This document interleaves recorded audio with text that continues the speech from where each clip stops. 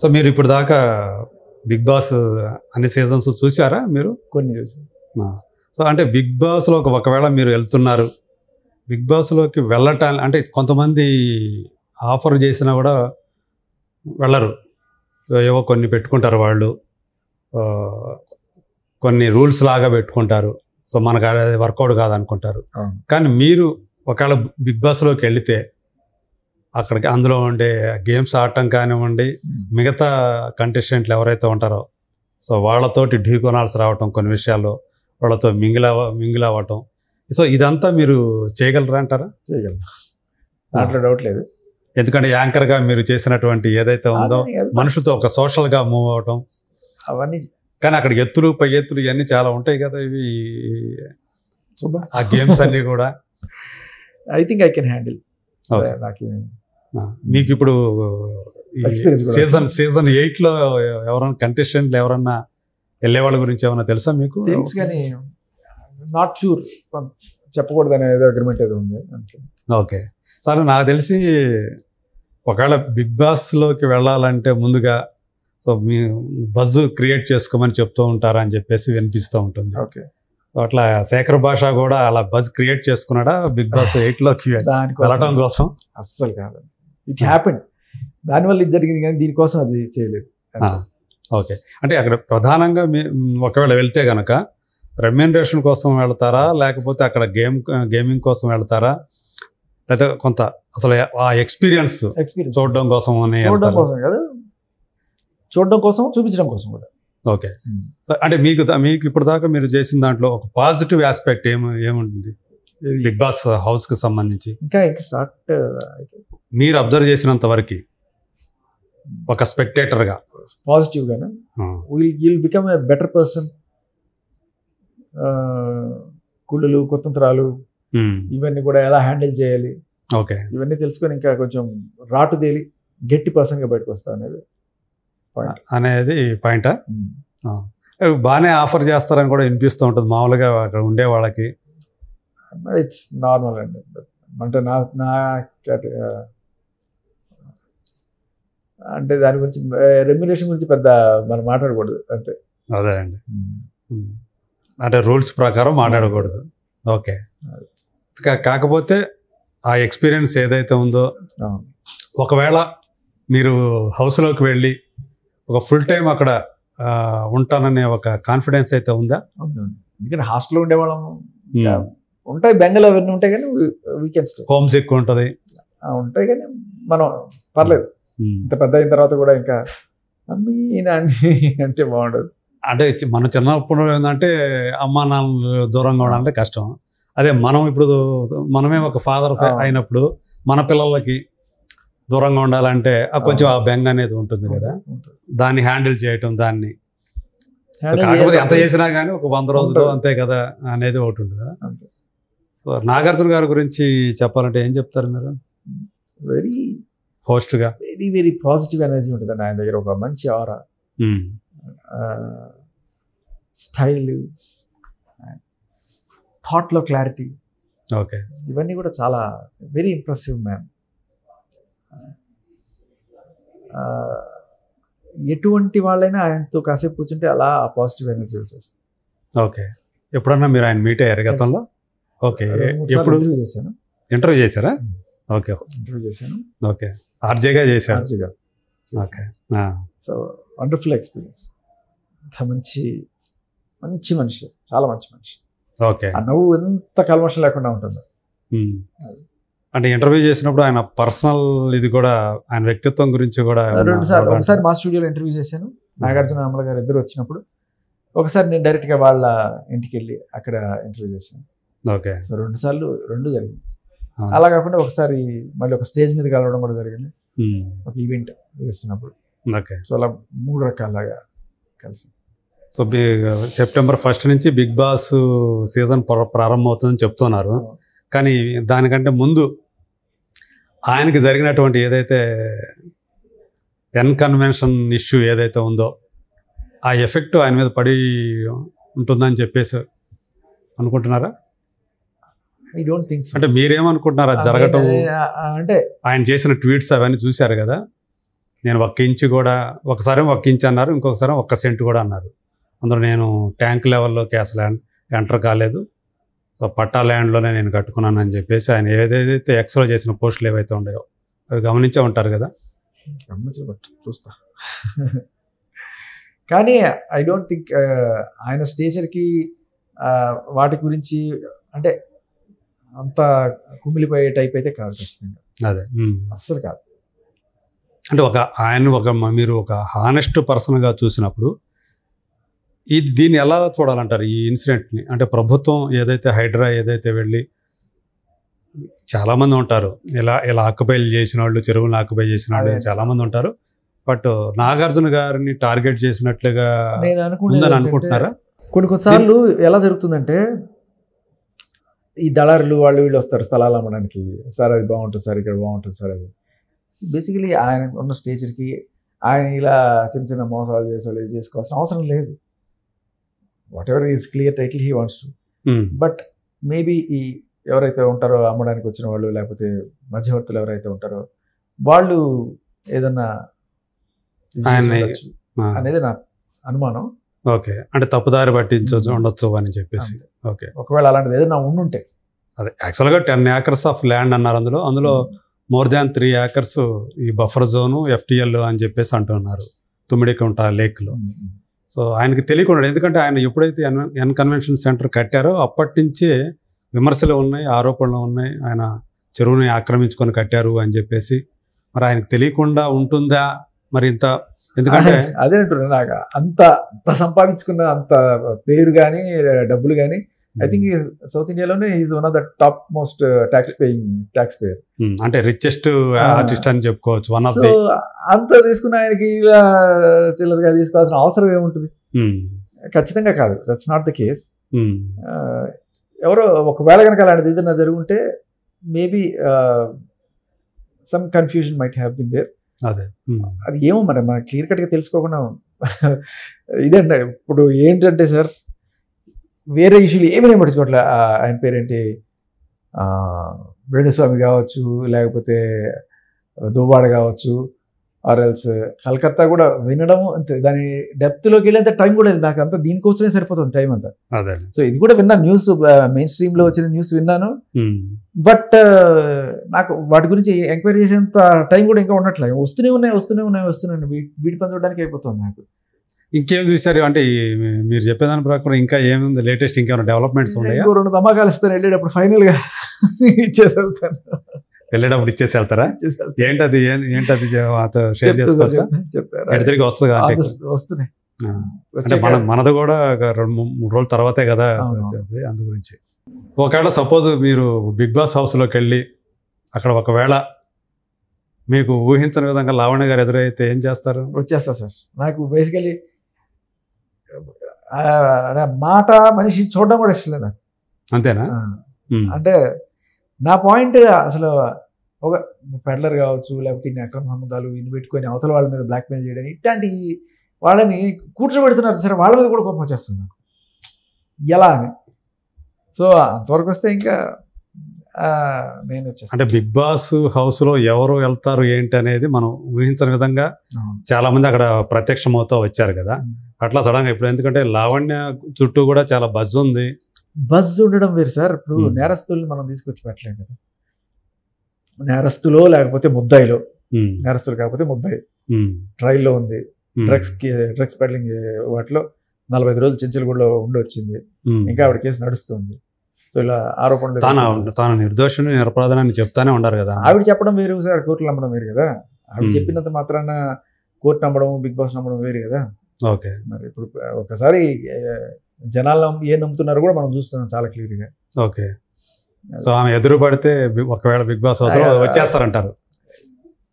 ఏమో సార్, అంటే ఇప్పుడు దాకా 4 అడిగారు ఈ క్వశ్చన్, విని నాకే. అవునా? ఓకే, సో మీకు ఎదురైన ప్రశ్న అనమాట ఇది.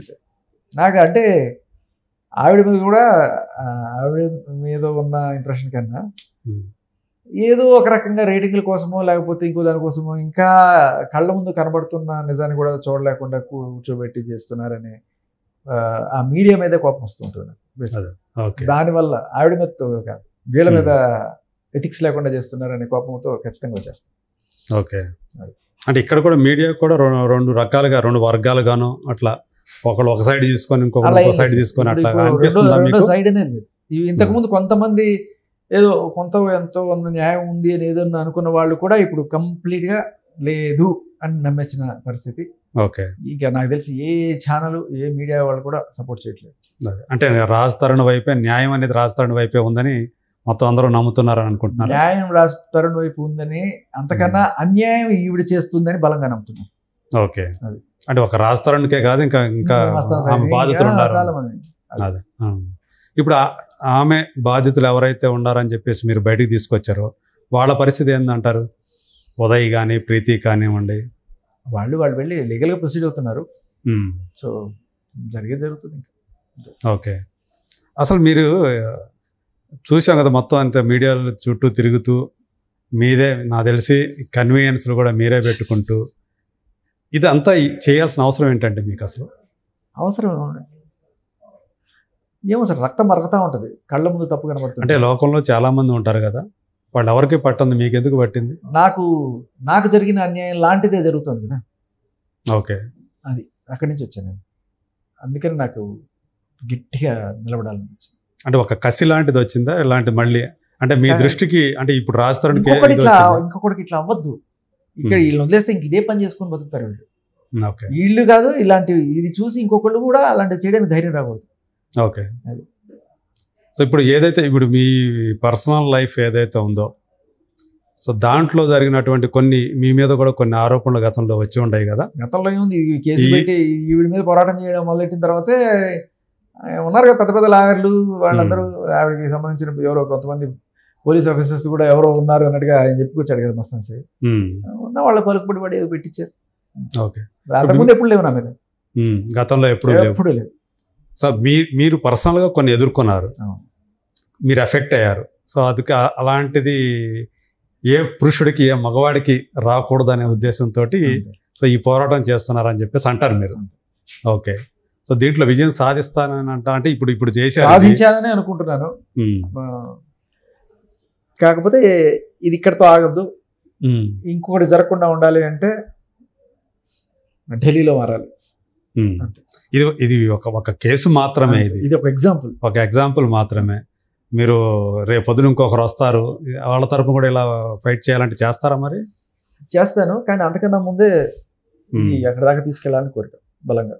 ఎలా అంటే మీరు తీసుకెళ్ళాలని ఉందా రేపు? ఖచ్చితంగా అదే చేస్తాను.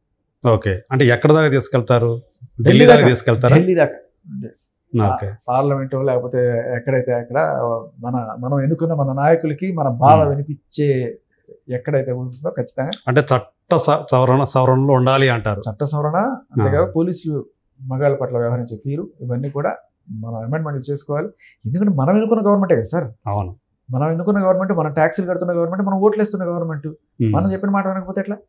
అదే. బిగ్ బాస్ హౌస్కు సంబంధించి సో మీరు లోపలికి అక్కడ వెళ్ళారనుకుందాము. సో అక్కడికి వెళ్ళిన తర్వాత మీరు ఏదైతే ఉందో జనంతో ఎక్కువ మిమ్మల్ని జనం ప్రేమిస్తే మీరు ఎక్కువ కాలం ఉంటారు అని చెప్పేసి అంటారు. ఒక్కొక్క వారం సాధారణంగా ఎలిమినేషన్ అనేది వీక్లీ ఒకరు అవుతారు కాబట్టి సో మీరు పూర్తి స్థాయిలో ఉండే అవకాశాలు ఉన్నాయి అంటారా? అంటే మీకు సంబంధించి మీ పాపులారిటీ ఏదైతే ఉందో ట్రై చేస్తాను మ్యాక్సిమం ఉండడానికి. ఇంకా ఏం జరుగుతుందో చూడాలి, నేనైతే ట్రై చేస్తాను. అదే మీరు ఇప్పుడు ఏదైతే మీరు ఈ గత 40-45 రోజులుగా ఏదైతే కొంచెం పాపులర్ అయ్యారు కదా, సో అది మీకు ఉపయోగపడుతుంది అనుకుంటున్నారా? ప్రజల అంటే బిగ్ బాస్ ఫ్యాన్స్ ఎవరైతే ఉంటారో, అంటే ఫ్యాన్స్ నాకు ఓట్లు వేస్తారు అనేది కన్నా నేను బాగా ఆడుతున్నానా లేదా, బాగా ఎంటర్టైన్ చేయగలుగుతున్నానా లేదా అనేది నేను ఎక్కువ ఆలోచించుకుంటాను. ఓకే. అది సో ఒకవేళ నేను బాగా ఎంటర్టైన్ చేసినా కూడా ఓట్లు లేవని వెనకాల వచ్చేస్తే అది I don't mind that to. Okay. అది ఇప్పుడు మాకు ఏదైతే కనిపిస్తున్నారో శేఖర్ భాష అలాగే ఉంటాడా? మామూలుగా అలాగే ఉంటాడు. ఇంకొక వేరే కోణాలు కూడా ఏమైనా ఉంటాయి? కాస్త నాటిగా సరదాగా ఉంటాను. సో అందరితోటి సరదాగానే ఉంటాను. సో ఫిజికల్గా కూడా అంటే ఫిజికల్ ఫిట్నెస్ కూడా ముఖ్యంగా దాని రోజులు ఉండాలి అంటే అక్కడ మీరే వంటలు చేసుకోవడం అంతా కూడా మీదే ఉంటాయి కాబట్టి స్వయం పాకాలే ఉంటాయి కాబట్టి బేసికలీ మరి అక్కడ మరి మీరు మేల్ యాక్టివిస్ట్ని ఫిమేల్ కంటెస్టెంట్ ఎలా భరిస్తారు? ఏమో సార్, అంటే నాకు ఏదో కొద్ది గొప్ప 2-3 వంటలు వచ్చు. అన్నం పెట్టడం వచ్చు. మిగతా నేర్చుకుందా ఏముంది దాంట్లో, పెద్ద బ్రహ్మ విద్య ఏముంది దాంట్లో, కొంచెం ఎవరన్నా చెప్తే నేర్చేసుకుంటాం. ఇదే నేను అనేది, ఈ మేల్ యాక్టివిస్టు అక్కడ కూడా అలాగే ఉంటాడా అని. మగవాళ్ళ తరపునే అక్కడ ఏదైనా అలాంటిది ఎదురైతే మహిళా కార్డు వాడి పాలిటిక్స్ చేయడానికి ట్రై చేస్తే ఖచ్చితంగా ప్రశ్నిస్తాను.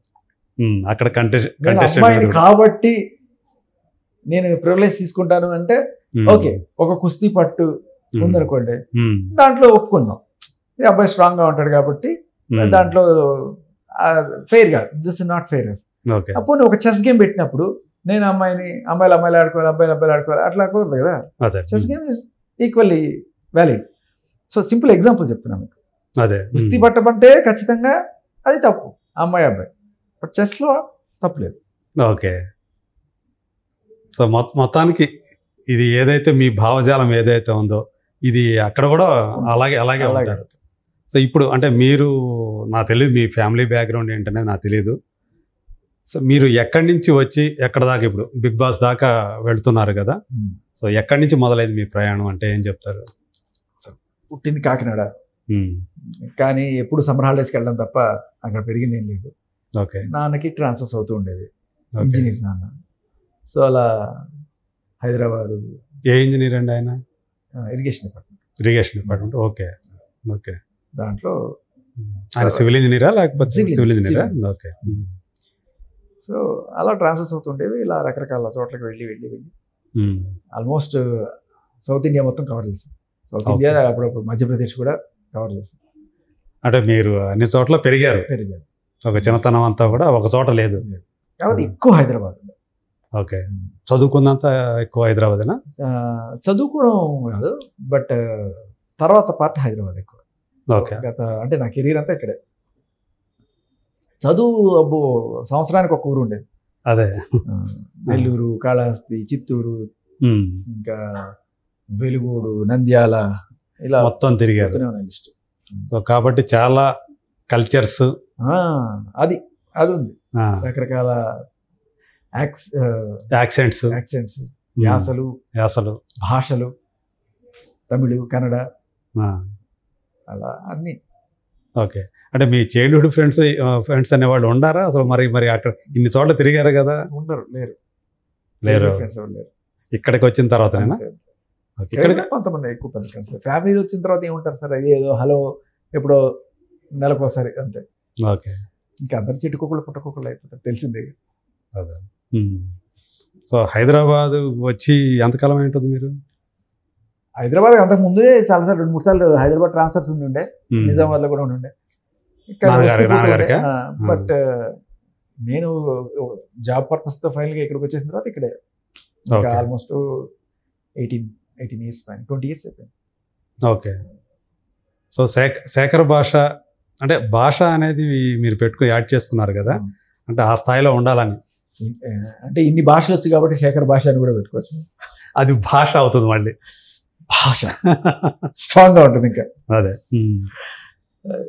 అంటే ఒక్కసారి మీరు చూసుకుంటే ఇదంతా కూడా మీ ప్రయాణం ఏదైతే ఉందో, సో మీరు అసలు ఏమనుకొని ఏమయ్యారు అసలు? ఎప్పుడు కూడా నా జీవితంలో ఏదో అవ్వాలని అనుకోలేదు సార్, ఏదో చేద్దామనే తపన మాత్రం ఉండేది. అంటే బేసిక్లీ ఏ ఇంట్రెస్ట్ మీకు అసలు? ఆర్ట్స్ అయినా తీద్దామనే కోరిక ఉండేది. ఓకే. మూవీ తీయాలి, మంచి మూవీ తీయాలి, ఒక మంచి డైరెక్టర్ గా. ఓకే. డైరెక్షన్ మీద ఇంట్రెస్ట్. ఓకే. ఒక మంచి మూవీ తీయాలి అని చెప్పి వెరీ ఇంట్రెస్టింగ్ జోనర్ అలా నాకు ఉండే. నా బద్ధకానికి లేకపోతే నాకున్న బిజీ షెడ్యూల్ వాటిలో కొంచెం ఇప్పటిదాకా బయటికి రాలేకపోయింది, బట్ వస్తుంది త్వరలో. ఓకే. అంటే బిజీ అంటే అటు ఆర్జే అటువైపు వెళ్ళడం వల్ల ఇంకా ఫ్యామిలీ ఇవన్నీ కూడా. ఇప్పుడు డైరెక్టర్ అవ్వాలనుకున్నారు కదా, సో దానికోసం ప్రయత్నం చేయకుండా అటువైపు రేడియో జాకీగా అటువైపు వెళ్ళి అది కొంచెం కంఫర్టబుల్ గా సెక్యూర్ గా ఉంది కదా, నెల జీతం వస్తుంది, బిల్లులు కట్టుకోవడానికి అన్నిటికీ. దీంట్లో ఎప్పుడు వస్తుందో సినిమా తెలియదు, ఏమవుతుందో తెలియదు. సో కాస్త దీంట్లో మనం వల కట్టుకున్నాక తర్వాత సర్కస్ చేద్దాం. ఓకే, అంటే పెళ్లి కాకముందే రేడియో జాకీ అయ్యారా? ఓకే. మరి ఇప్పుడు ఈ డైరెక్షన్ చేయాలనే దాంట్లో ఏదైనా చేశారా, అసలు ప్రయత్నం చేశారా ఏమన్నా? ఏవో సార్ చిన్న చిన్న ప్రయత్నాలు జరిగాయి కానీ షార్ట్ ఫిల్మ్స్ చేయడం లో చేశారా? కానీ కంప్లీట్గా మనసు పెట్టి చేసేది ఇంకా టైం ఉంది. ఒకసారి బిగ్ బాస్ నుంచి బయటకు వచ్చాక మన ఉద్యమం కూడా అయిపోయాక అప్పుడు చేస్తాం. ఓకే, అంటే ఎవరి దగ్గర పని చేయటం కానీ కొంతకాలం కానీ అసలు ఫీల్డ్లో అసలు చేయలేదు మీరు? సినిమా ఫీల్డ్ తోటి సంబంధం లేదా మీకు అస్సలు? ఓకే, కాకపోతే సెలబ్రిటీలతోటి ఈ రేడియో జాకీగా చేయటం వల్ల పరిచయాలు అయితే అవి ఉన్నాయి. ఓకే, మీరు అంటే స్టోరీస్ ఏమైనా ఉండయ్యా మీ దగ్గర చేయటం కోసం? అవునా? సో రేపు వచ్చిన తర్వాత అయితే సమీప భవిష్యత్తులో అయితే ఉంది. ఓకే, ఏది కొంపదీసి ఈ మధ్య మీరే ఇది వేరే లెవెల్ అంతేనా? అసలు ఇది కాదు, ఇది కూడా తీయాలనుకుంటే తీయచ్చు కానీ ఇది నాకు తీయడం ఇంట్రెస్ట్ లేదు. ఇంకెవరన్నా తీసుకుంటే నేను కావాలంటే వాళ్ళకి ఒక మంచి కథ సప్లై చేస్తాను. అదే బట్ ఇది నాకు తీయాలని ఇంట్రెస్ట్ లేదు ఈ కథ. అదే ఈ కథ కూడా రెడీ చేసుకుంటారు. అంటే ఇలాంటి వాళ్ళంటే ఎంత అసహ్యమో ఆ కథను మళ్ళీ పట్టించుకొని తీయాలంటే కూడా అంత అసహ్యం. నేను డీటెయిల్స్ అయితే ఇస్తాను. Okay okay right, thank you so much. All the best Shekhar Basha గారు. మిమ్మల్ని అయితే బిగ్ బాస్లో చూస్తాము. సో రావడంతో అక్కడి నుంచి బయటికి రావడంతో మళ్ళీ మనం కలుసుకుందాం. Thank you so much.